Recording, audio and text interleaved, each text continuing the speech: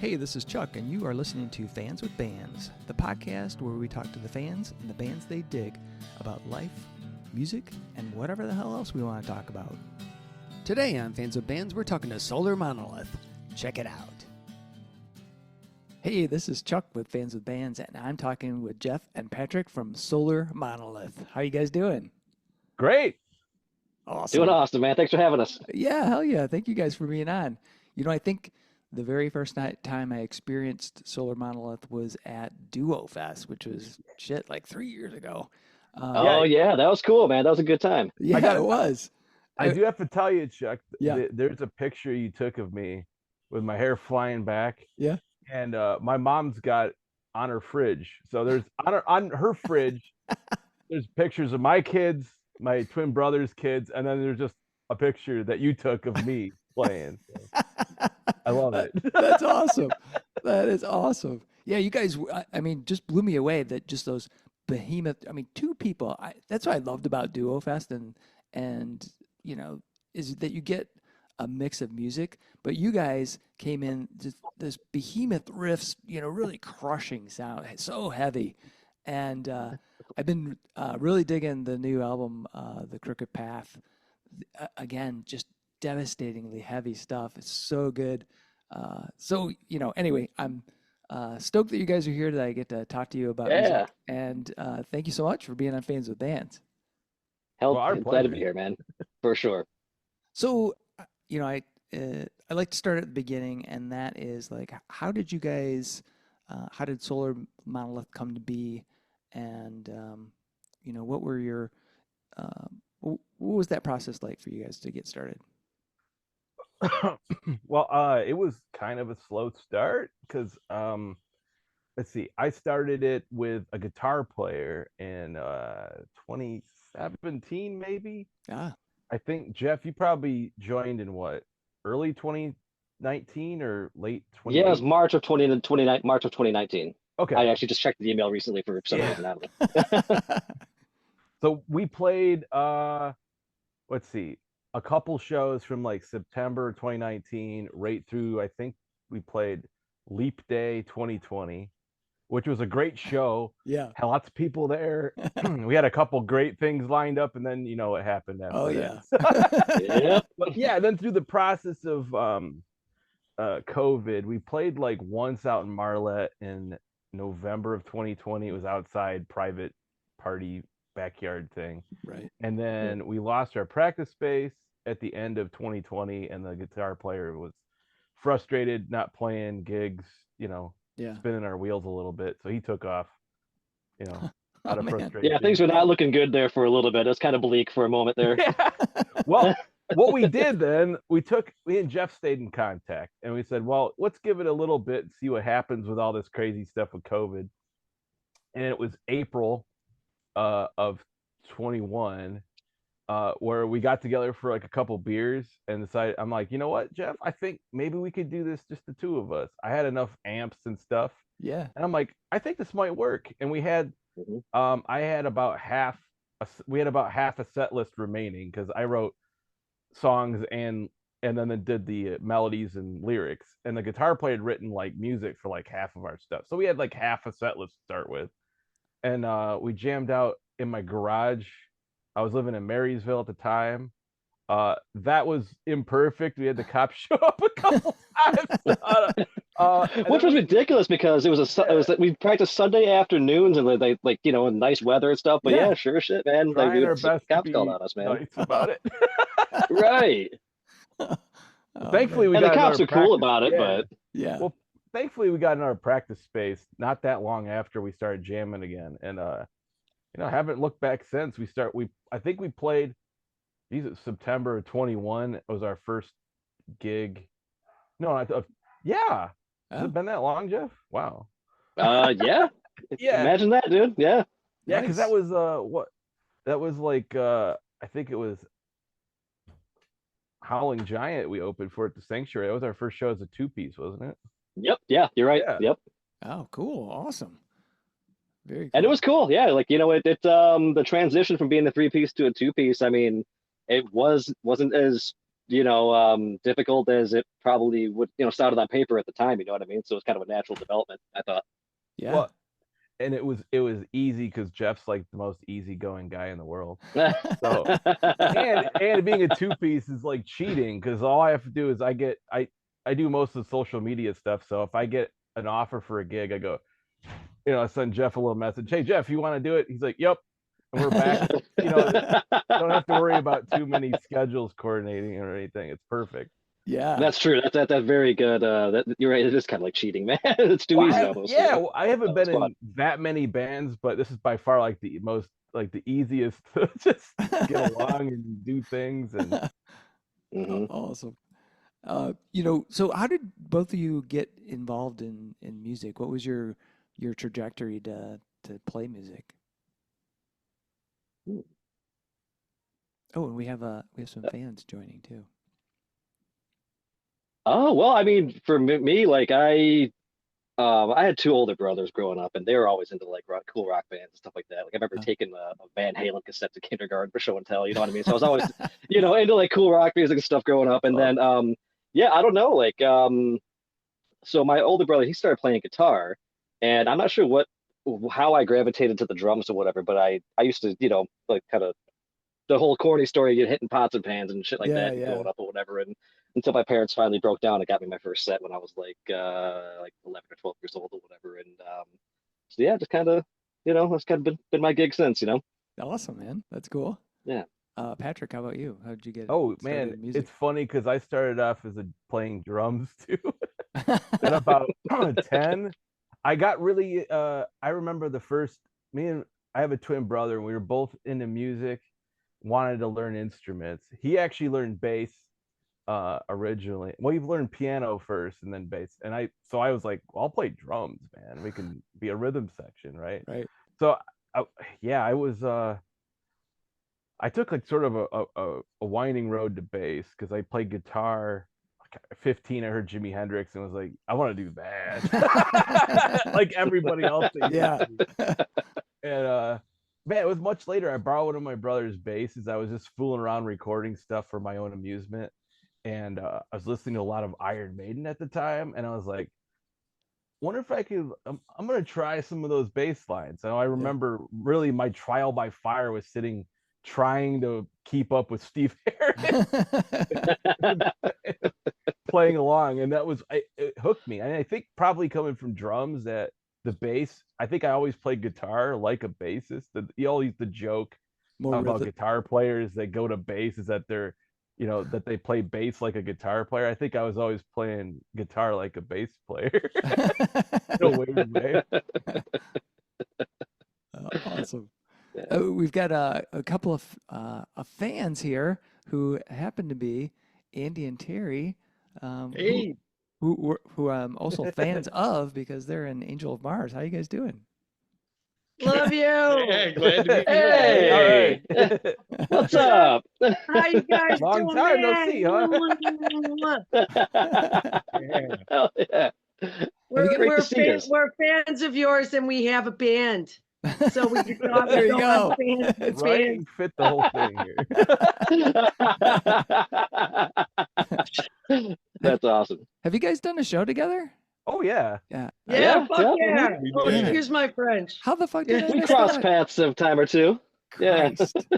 Yeah, we're doing a couple coming up too together. That's Oh, right. Awesome. Yep. Mm-hmm. Fantastic. Fantastic. We- So I want to talk to you guys about the new album, The Crooked Path, because that thing Oh yes. is fantastic.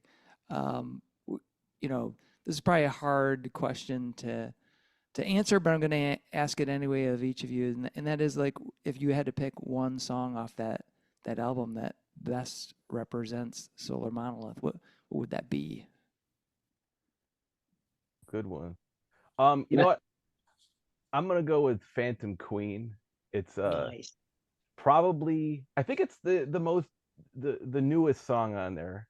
It's sort of like we kind of when we did the EP with some of our really oldest stuff, and then so we still had a couple like Emperor of the Void was like literally I think the second song I ever wrote for the band, Oh and it wow. was knocking around, and we've played at every gig since when we were a 3-piece. So Phantom Queen was one, the newest one. That one and Black Onyx are like the newest songs on the record. And I think those two, but especially Phantom Queen, one, it's a blast to play, and two, I think it just sort of encapsulates like everything about us in one 8.5 minute thing. Awesome. Jeff, how about you? You know what? For the most part, I would definitely agree with that. I mean, it's a blast to play live, and it like Pat kind of just said, like it's like a little bit of everything that we do kind of rolled into one big pile of whatever, you know. Yeah. And so it really kind of shows who we are as a band. It's just that one tune. So I would agree with that as well. And if I didn't say Phantom Queen, for me, the Crooked Path is, one that I would say, kind of demonstrates who we are as well. Yeah. I felt like when we wrote that, we got it all figured out and the arrangements and all that, like, that was like, I mean, don't get me wrong, I love all the songs we write together, but like that one, I was kind of like, man, that's a really solid song, man. Like that, that kind of really demonstrates, what we do, and one punch, So. Yeah. Yeah. So how would you say that that song compares to the older material? What do you think sets it apart, or at least is an advancement for you guys in your songwriting? Oh wow. I don't know. What would you say, Pat? That's a good one. No, I honestly think it's like maybe it represents a certain confidence in what we got going as the two of us. Some of our older stuff was reworked to be with two, and as a two piece, but Yeah. those ones where it feels like we're way more comfortable with what we're doing and just finding our own like space. Mm-hmm. And I feel like, whenever I've ever tried to copy or like ape anyone else's vibe, I always fail miserably, but we usually stumble into something that's like all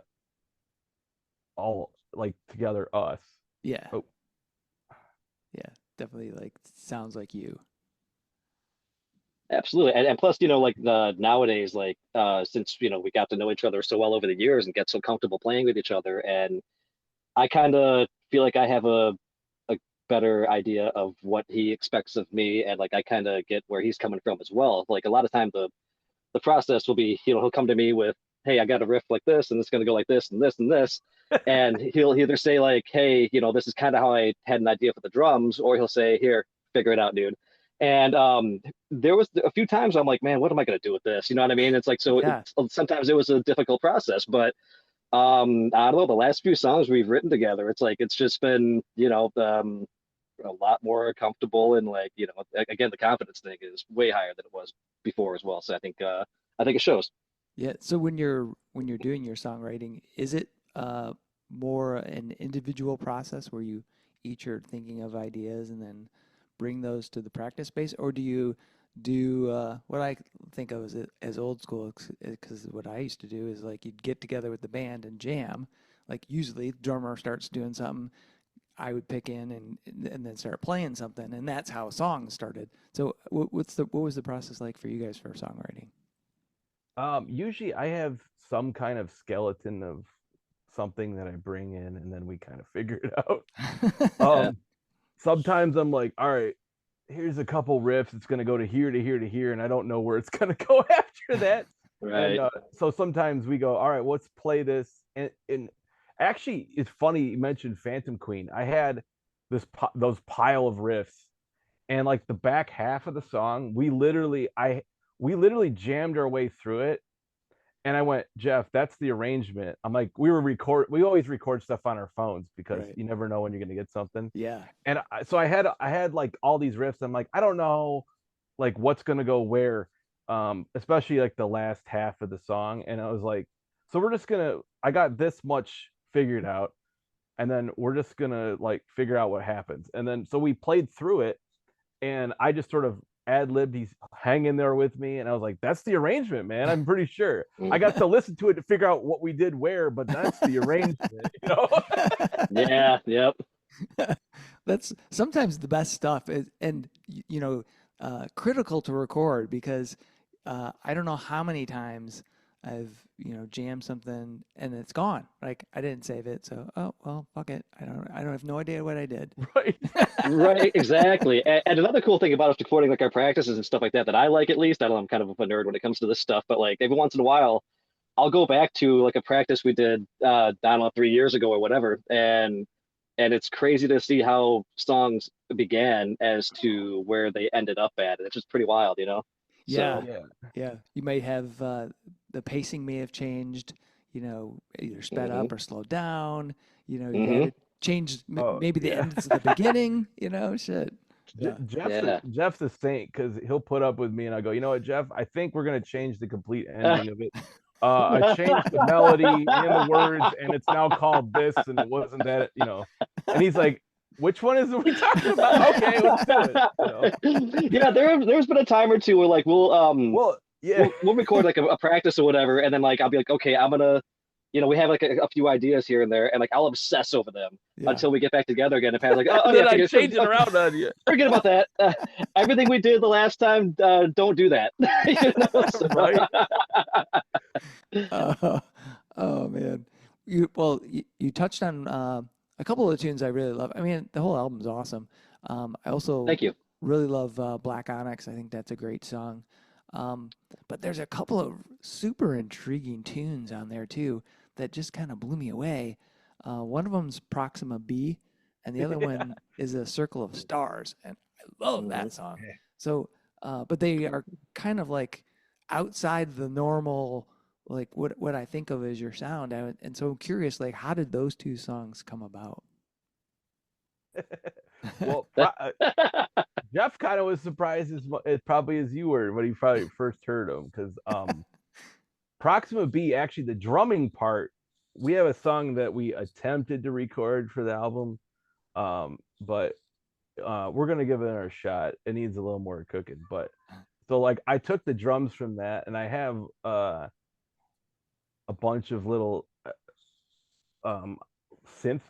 Yeah. I have it's a Euro rack synthesizers, all these like little modules that I built from kits. Just before I got in the band, it was one thing I did. I'd order kits and like build them and then make weird noises, right? So I'm like, all right, I'm just gonna record a couple minutes of weird noises, layer it up, and then I put those drums on it, and it just sort of like happened because I wanted something kind of spacey, and I like doing that sort of, I don't know, like experimental type thing, and I think Yeah. I want a little flavor of that on the record just for funsies. And then Circle of Stars just happened to be, I have an acoustic guitar that Saturday mornings I plunk around on, and I had it tuned I think it was like Celtic tuning, and I was like, and I just happened across it, and normally I just sort of noodle around. If I come up with something, I go, I'll play it and then forget about it. But I recorded it on my phone, and I think that one I actually did play for Jeff, and I said, what do you think about this, maybe on the record somewhere? And he was like, absolutely. So I had to actually record it for real, because the original one's got like my kids yelling in the background because it's on my phone, Right. The dog barking and everything else. But he heard it and he was like, we got to do that's got to go on there somewhere. So that's cool. Yeah. They're sort of like little sonic breaks, because you've got Black Onyx and I can't remember the order. It's Black Onyx first. Is it Queen next? I think Crooked Path, I think, is next. Yeah. Crooked Path. Yeah. That's a good question. Yeah, I was trying to remember this, but then you got Proxima B thrown in there, and then closer to the end, I think it's second to last song, you've got that Circle of Stars. So it's like, oh, this is cool. It's very it's a great way to arrange it, and it's kind of fun because then if you do it on repeat, you kind of like loop back. You get back in, and I don't know. I thought it was cool to listen because a lot of times I'll do that with a new album, just kind of listen to it on repeat just to kind of experience it, from start to back. Because a lot, I don't know if you guys thought about it, but there's a really cool transition from the first song to the last song, and if you do it in a loop, it's just like, oh shit, that's cool. Right on. Hell yeah. No, I'm glad to know that though. Yeah, I absolutely. mean, Yeah. a lot of the sequencing for the record was a live set that we played. Oh, We don't okay. always play the last song, Oathbreaker. And we don't obviously, I don't obviously do like the interlude track or the acoustic Yeah. track live, but Yeah. finding out where it kind of needed a breather, and I thought, well, that's a good place for one. And I Well, always like that about albums that really kind of hit, like, Sabbath, or even stuff like the Jam, where it's like they have their regular style and then they drop something else on you and you go, whoa, whoa, whoa, who's that? Hold on a second. right, right. And then it's over and you're right back up into full Yeah. throttle again. Yeah, it's funny because like with like songs like Proxima B or whatever, a friend of mine, she was telling me how she's like, yeah, I dig the album, whatever. She goes, but Proxima B, that was kind of out of left field. And she goes, actually, she's like, I was listening. She was like, I was listening to it on Spotify, and I thought the album was over, and it was like Oh yeah. it was another band that came out. She's like, I didn't think that was you guys. Like, I thought the album was done already. It just went into a different band. So it kind of, That's awesome. yeah. Well, fans of bands is more than just me asking questions. Since we have a band that is fans, Terry and Andy, you guys got any questions for these guys? Oh, what, do you have a question first, Bubble? Well, what was it, a circle of stars? You kind of answered it there. I was gonna say you didn't play that on bass, did you? Because it, No. it sounds Yeah, we were having trouble figuring it out. I'm like, well, he does play bass like guitar, man. So yeah, you have acoustic and you did that. Yeah, it Yeah. was my late father-in-law's. He had a 12-string. It's like a small body Gibson, Oh, and it's got six Cool. strings on it because for whatever reason, I don't vibe with 12-string guitar. Oh, Yeah. I would just, it's one of those things you just mess around with, and I was like, well, that sounds nice. We're gonna give it a try. Yeah, there we I go. like how you Yeah. put that one right in the middle, like the third from the end or whatever. It just seems like just a nice little flavor, an interlude or something that flows really well with everything else. I don't remember all the titles and stuff, but there's a couple. I took notes. That's cool. Well, because I'm old. But yeah, so I don't forget in like 2 minutes. But like, I think, well, because Black Onyx, you guys were posting Black Onyx for a second there, like, and so I was like, oh, I'm going to check that one out. That one grabbed me for sure. And but there's just this, Jeff and Patrick, you two like have this beautiful dynamic that, you know, obviously I'm a huge fan of so any band that's like gonna do bass and drums, I'm like, okay, I'm there and I'm all Ah, over it. yeah, um yeah. what you guys do is not that at all, and then of course Patrick throws me off on this, with Circle of Stars. I'm like, oh well, wait a minute. Well, maybe, because it did definitely like help. I love that. I love that tune. It's really cool. My favorite is always Oathbreaker. I love Uh, Patrick. You got a voice that's like from hell. I love it. It's so, and being a singer, I love powerful voices, and Jeff's just a powerhouse on the drums, man. And you two are like, it's just really fun to watch you, and unfortunately, Andy, with the first time we were trying to see Solar Monolith, it was with Clean at, yeah, we won't get into that, Oh. but it was Yeah, that like, was oh, what a bummer. There's no sound man. But then, here they all were helping each other, and it was just the coolest thing to see. oh, that night. And Yeah. yeah, it was kind of a little bit of a hell night for you guys, but we loved it just because we got to realize, oh my God, we're not the only band that goes through that. Right. Well, it was And yeah. interesting. Yeah, it Oh, was go an ahead, Pat. Sorry. interesting story with that show because we had, I think what happened was originally there was a band coming from Ohio that was going to headline it, and then a band called Wolfhound, which is now essentially Colossus, but they lost somebody like that week, Yeah. and so they pulled out Oh, of the show, and then the band that was coming from Ohio pulled out, and I think we and Grave Next Door were already on the show, and so I told the bar, I was like, hold on, and we'll find another band and we'll still do it. And I think Yeah. they got the message to the sound guy that it was canceled, never got around to telling them that it was still back on. So Ah. I'm guessing that's what happened, but who Oh, knows? well, now this explains things. Yeah. That's Yeah. just But me piecing it nonetheless, together, but it was definitely an adventure. it was, and it was epic to watch, you guys. I mean, like, just watch how everybody was so helpful with each other, and it gave me hope. I was like, oh, this is great. I love these Right, guys. everyone's good. You all know, have Yeah, those I moments. at love the you. time it was Oh, at the time it was Patrick stressful and for everybody Jeff are involved, but great. it's like, yeah, Yeah. Who ended up That's just a it's a running great great sound? memory. album, man. I'm really glad Well, for the yeah, album. like, and Phantom Queen is just, I have one word on my notes, and it's epic. Thank you. Epic. It is Solar Monolith. Like, okay, if I had to describe Solar Monolith to somebody, I'm gonna tell them listen to Phantom Queen. Because to me, what's so cool about this album is it totally portrays what they do live, Yeah. you Yeah. know, I would and agree. not Yeah. very many bands are able to do that. I mean, hmm you know, Yeah. The only thing, don't, the only you thing it's know, missing is the actual physicality, because you guys like are Right. very physical, like in live, and that's cool. I right. love that part too. It's like just awesome.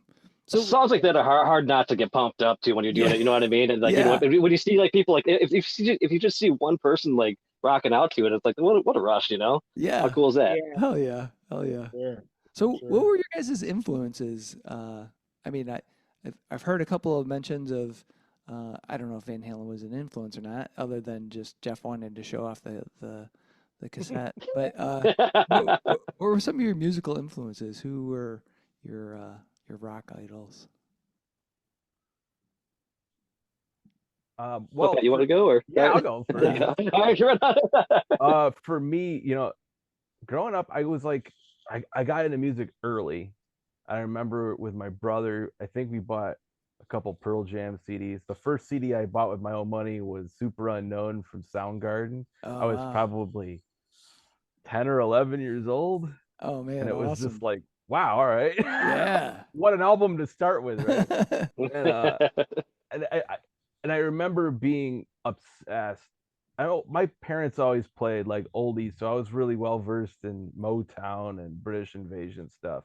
Nice. And when the Beatles anthology came out on TV, that transfixed me because I knew so many of those songs. I didn't know they were all by the Beatles, right? So I went total retro mode for a long time, where it was like I listened to stuff to like maybe 1980, and everything after that's just not as good, man. So my heart and soul is like 70s rock. You can see I even got, well, you can't Oh, see it. nope. There's a Oh there's a yeah. Zeppelin tattoo on my arm. And so like Zeppelin, when I was in bands in high school, I remember renting Songs Remain the Same, Song Remains the Same, and sitting in my basement with my teenage bandmates and watching that and went, damn, I want to do that. Maybe Yeah. not playing Madison Square Garden, but I need to have that in my life. Right. And so forever, and still to this day, Zeppelin's still my number one all time. Nice. There you Nice. go. I got into like a lot of other stuff later, punk rock, in my later teens. So I kind of come from that, like, figuring things out yourself and like that whole DIY thing. Yeah. Love that. And then, I got into Doom because I love like hard 70s rock and really Doom and stoner rock, so called, or whatever. Yeah. Is really that the 90s continuation of 70s rock, Yeah. and Yeah. It's right, like yeah, taking the heaviness of keeping, Sabbath right, and bands like that, and right, keeping it moving forward. And so like all those bands sort of like, oh well, where all these been for a while. And that's how I kind of stumbled into that. And it was listening especially to Acid King of all bands, that was like, I really need to do this in like a band for sure. Awesome. Like the light bulb moment, Yeah. definitely was that band. Jeff, how about you? Well, growing up when I was young, I was really into like like Motley Crue and Poison, you know, when I was like Nice. really young, you Yeah. know, yeah. And then it's like I discovered Metallica when I was probably like, I don't know, 10 or 11 Mm. years old or whatever. And Yeah. then for the rest of like the 90s, you know, I was always into like Slayer and Pantera. I was only into metal. I was very much a music snob when I was a teenager, you know, but and then afterward, you know, kind of broadening my horizons a little bit, like I got really into like Queens of the Stone Age and you know, older punk bands too that I got introduced to, like Black Flag or Minor Threat, and shit, even to this day, like Pat has introduced me to so many bands that I didn't even know existed, and you know, also not to mention playing with bands at shows or whatever and kind of figuring it out, like you know, I don't know, just like it's so cool, like still kind of Yeah. you know, learning new, you know, getting to love new bands or whatever, you know what I mean, that you haven't heard before. So I don't know, I've kind of flipped it all over the place, I guess.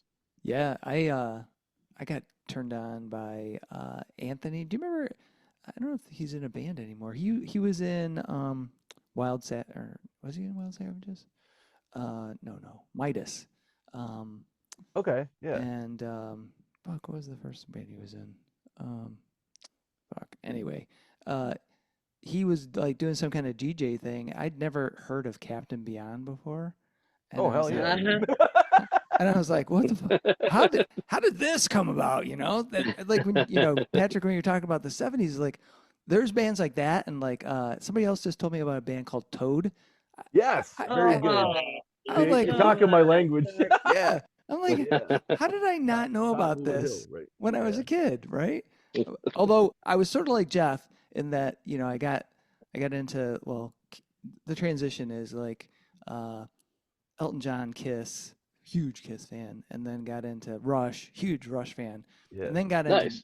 then got into metal, and that's all I listened to is metal. Like just it was just always metal, like Mhm. Maiden, Priest, Slayer, Pantera, you know, just on and on and on. And so I kind of like somehow jumped the train. Although I was huge into Hendrix and Cream and um, you know, Pink Floyd and that stuff from the '70s, but kind of missed out on some of the hard rock bands because I didn't even know that Jimmy McCarty was in Cactus. mm. You think you should know that kind of thing. Right.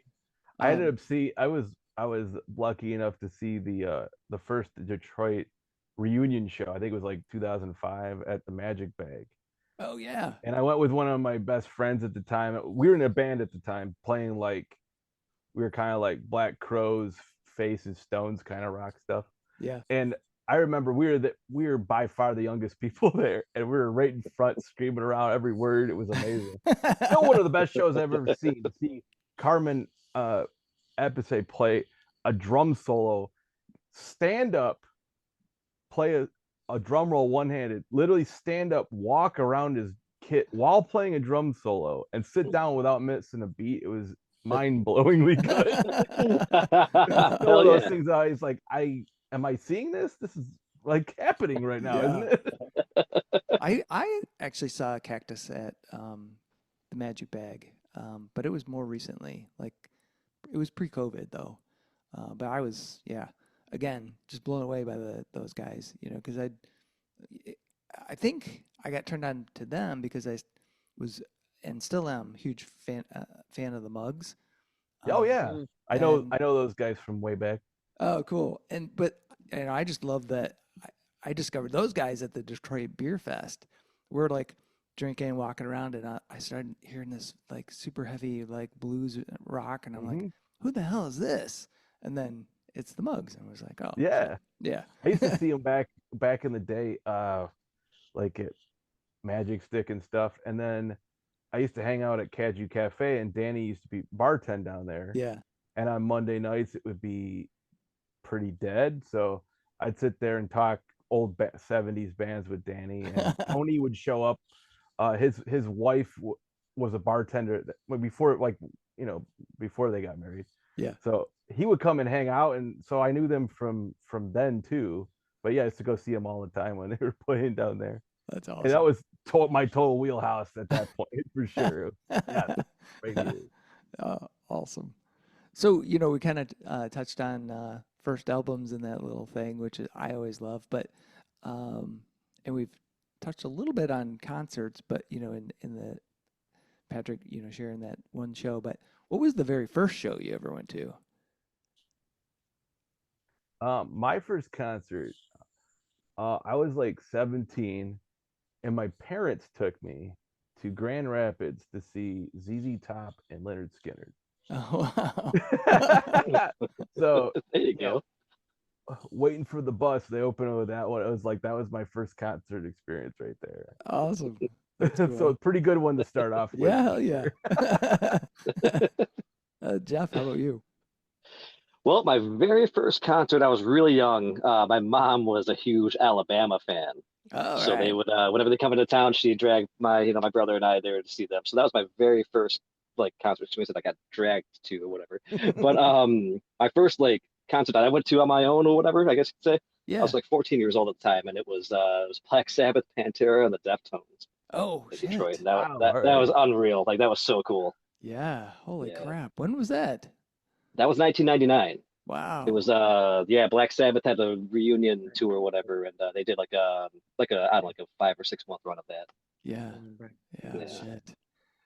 Yeah, I thought for like a hot minute of like trying to fly to England and see Sabbath that whole show, but then I talked about that too, actually. It's like, that idea went out the window real quick. yeah, it did. As soon as I saw how much like airline tickets were, I'm like, oh, I'm not doing this. Yeah, and they said like immediately like hotels were raising their prices up by like 700% or something crazy like that. You know what I mean? But Yeah, yeah, I guess they can do that shit, I guess. yeah, yeah. Well, and then once you see the state that Ozzy's in, you're like, oh, well, fuck, he's not gonna be able to do anything. I mean, I'm glad he's Right. alive, but he's really not gonna be able to do much. But whatever. Yeah. Oh Yeah. man, awesome. So if you guys could go out and play anywhere in the world, where would you like to go, and who would you like to be like on the bill Oh shit. Dang. Uh, all right. So for one place, I think probably it would be really cool to play. What is that? Is it Psycho Las Vegas? What's the big Oh thing? yeah, There's Psycho Life. Yeah. yeah, that would be Yeah, really that's rad for like one place and one like show to be on, like some Yeah. part of that fest. That seems absolutely wild, and that would be amazing. Yeah. hell yeah, for sure. Mhm. Yeah. How about you, Jeff? Same? Or Well, I had the luxury of I went to the Big Four concert out in California. I don't know if you Metallica, Yep. Slayer, Megadeth, and Anthrax, and they played in the desert in Indio, California, where they held the what festival is that that's huge out there? Coachella. Oh, That Coachella. it was Yeah. the same kind of grounds that they hold that festival at, and I don't know something about being out in the desert and like it was just I don't know the atmosphere was absolutely fantastic, and I would love to Yeah. play a show there if there was ever a possibility. Yeah. Have you ever like spent time out there in that area, just like vacation or anything? Just on that trip, actually, I think we where the hell did we? Palm Springs, I think we stayed at, Yeah, I Palm think, and Springs. Yep. then Yep. yeah, I've been out to California several times for work, but just I'm a truck driver, so I just kind of passed through. I never really got to Yeah. experience it that much, but other than that trip, yeah, not a whole lot, man. I didn't really Yeah, dive too deep into it. we went out there a couple of years ago to like Death Valley and Palm Springs, which the city of Palm Springs was kind of but Hmm. that desert around there was super cool, and Yeah. we did a sound bath at this place. It looked like a UFO had landed in the middle of the desert, but the acoustics in this place was like so wild. But yeah, when you talked about the vibe of the desert, that definitely appeals to me because I'm like, man, that was so cool just being in that air in that space. That would be an awesome Yeah, place to play. absolutely. Yeah, that's why I don't know if you're familiar with the desert sessions. It's like a yeah, that's basically guys from like Queens of the Stone Age and Yeah, Foo Fighters. If there's anybody that's anybody out in California would just go into the desert with a generator and just start writing songs and shit. And like that's like how cool would that be? yeah. I've got Absolutely. actually Earthless did an album out there too, and Oh, Yeah, cool. yeah, they did, didn't they? yeah, There's another.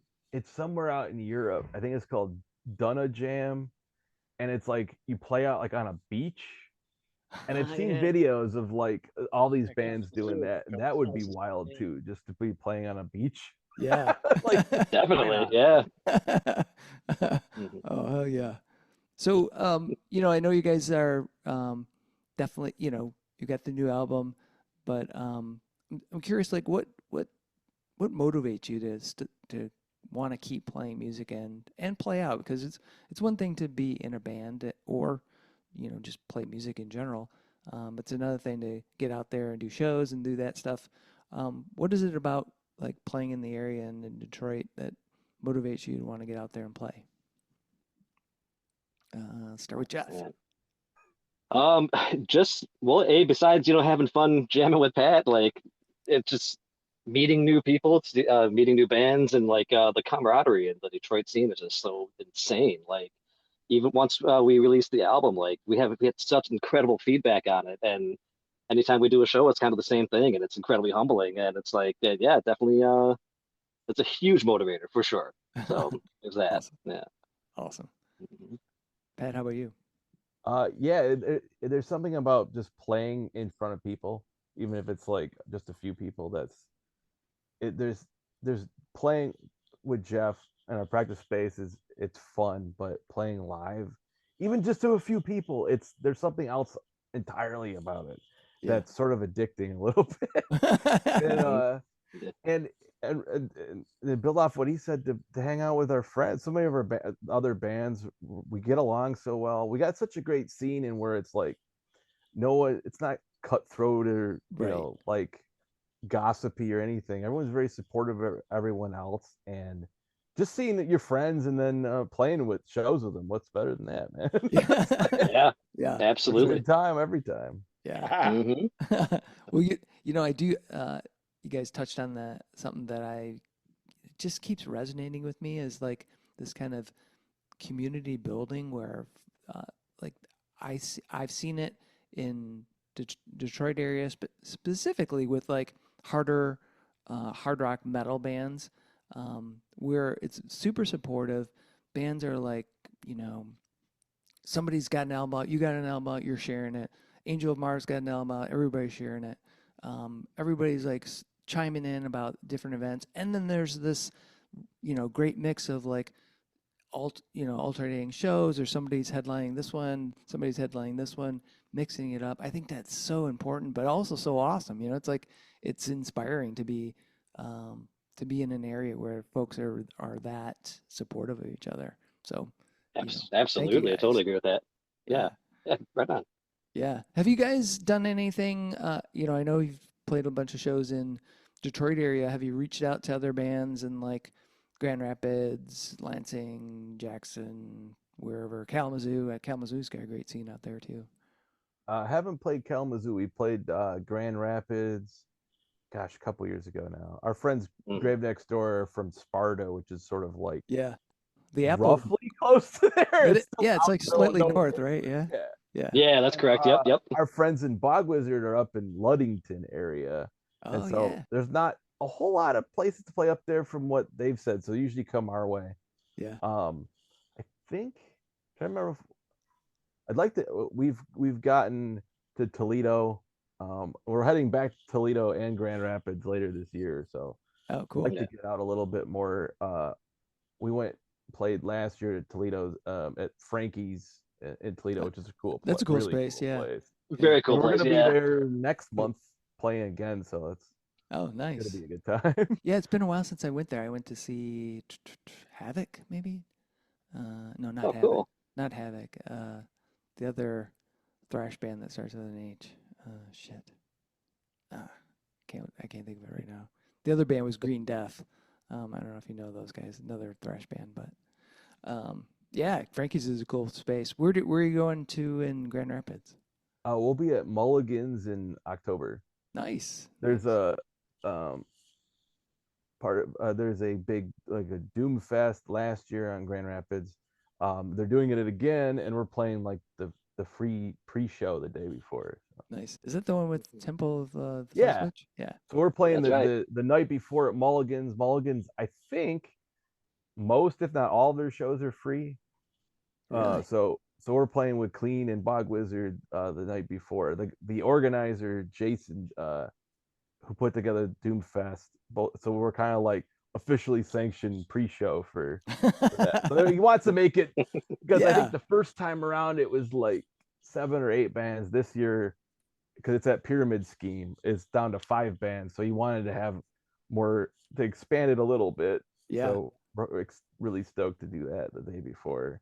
That's cool. Oh yeah, it's gonna be They awesome. did really yeah. well last year, and it'll be hopefully a lot of people in it, and come a day early and go to a free show and hang out, right? Yeah, hell yeah. That's the idea. So Yeah. it should be a lot of fun. Awesome. So,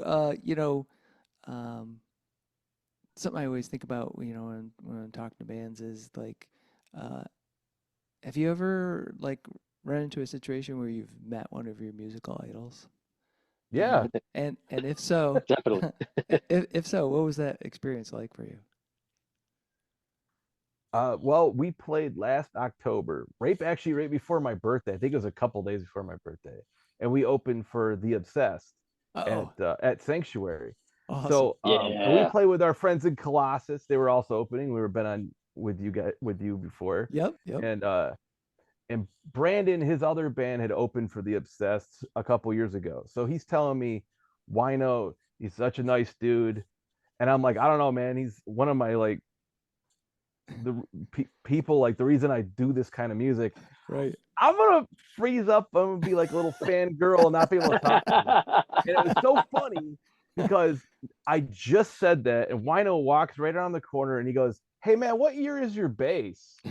And it just starts talking my ear off about my bass. It turns out his wife was on the road with them, and she plays bass and has a Gibson like I do, and was looking to do some modifications. So he starts talking my ear off about, and of course I did have my fangirl moment. I'm like, why not? I just have to shake your hand. You're one of my huge inspirations. It's just so, oh my god, kind of thing. And then just like, okay, be cool.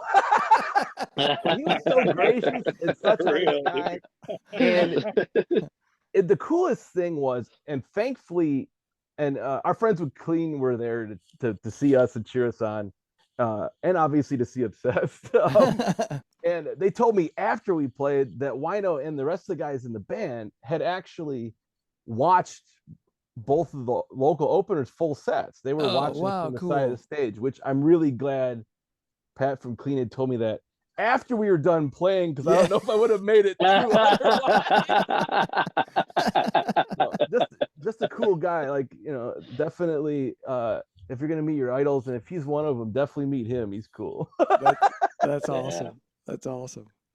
Jeff, how about you? Yeah, and that whole band was cool as hell, man. Like they could not have been nicer people. So yeah, I definitely second that one. I used to like to do like meet and greets or whatever when they were, whenever they were an option, like back in the day. And I hung out with Super Joint Ritual for a little bit. That was really cool. Like, yeah, it was weird because like at the time, Phil Anselmo, it was like 2004, so he was kind of going through some shit, I guess. But he could have been a nicer guy.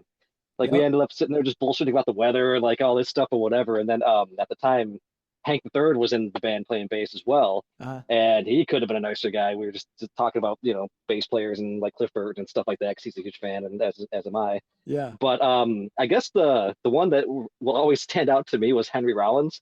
Oh wow. And I went to one of his shows down just south of Toledo. Now it was last year, the year before. It doesn't matter. But they I get there and like somebody asked if I wanted, one of the VIP tickets or whatever. And I was like, you know what? I might not get to do this again or whatever. And kind of like what Pat was saying with like freezing up. Once I got to meet him, I fucking froze, man. Like he took a picture with me that I'll never show anybody because I'm like a deer in headlights, man. It was cool.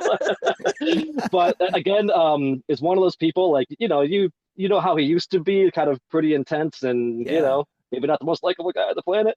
But again, he was incredibly gracious, could not have been a nicer dude for like the 20, 30 seconds I got to bullshit with him. And that was a really, really cool experience and I will soon forget.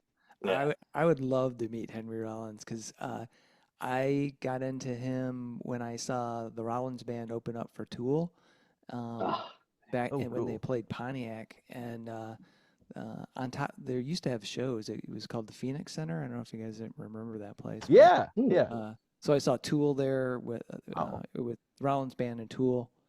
Dude, I saw that. Did you? Yeah, it was a good show. It was outside. It was a nice day, I remember. But I saw the Rollins band. I'm like, holy shit, this is awesome. So then I started getting into like, who is Henry Rollins? And oh, he was in Black Flag, and checked out Black Flag. But then I read his book. Did you ever read this book called Get in the Van? Oh yeah. Oh yes. That was Yeah. so good. He's living in a doghouse, right? Right. In the backyard. People are spitting on him on stage, and shit, and it's like, oh my god. But he just seemed like, and he still does, like, seem so like a cool dude.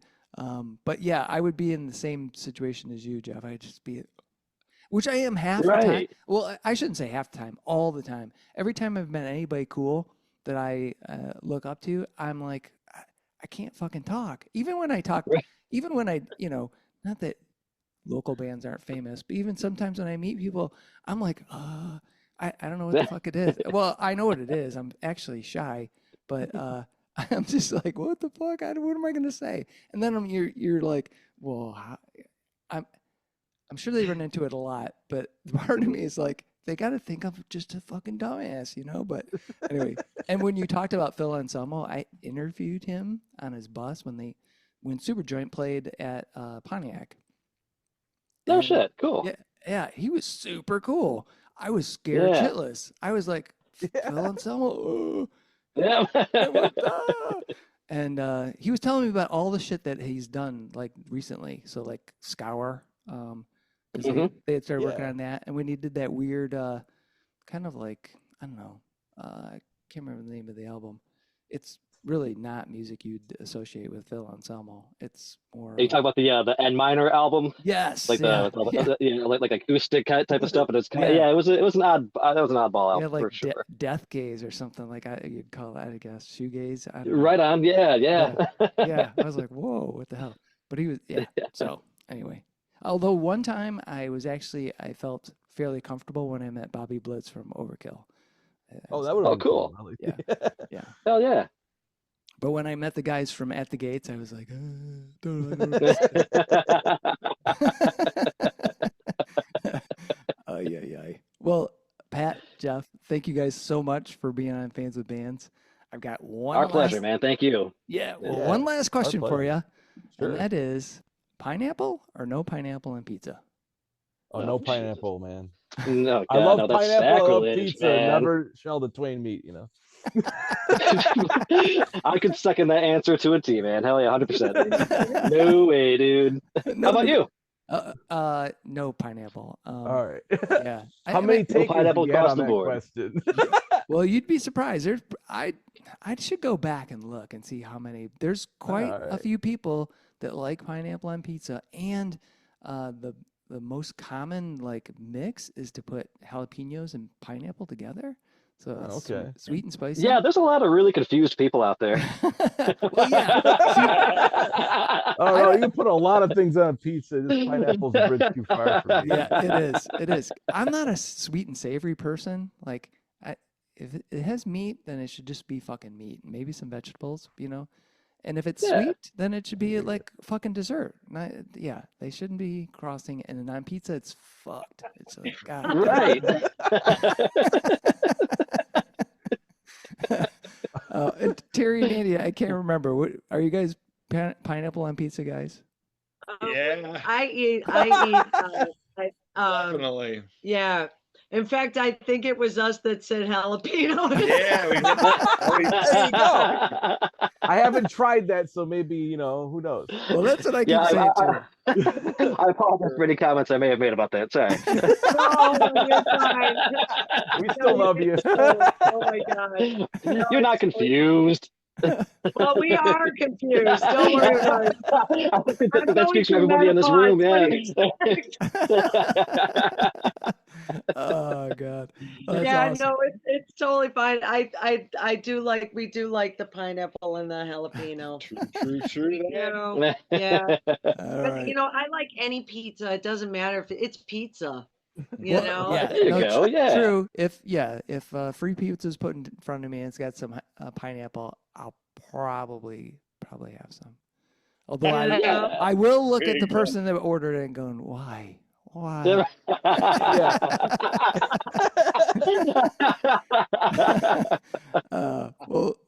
Pat, Jeff, Andy, Terry, thank you guys so much for being on Fans with Bands. I love Hey, you, thank you Chuck. so much. Pleasure. All right. Take care, guys. Love you, Patrick. Love you, Jeff.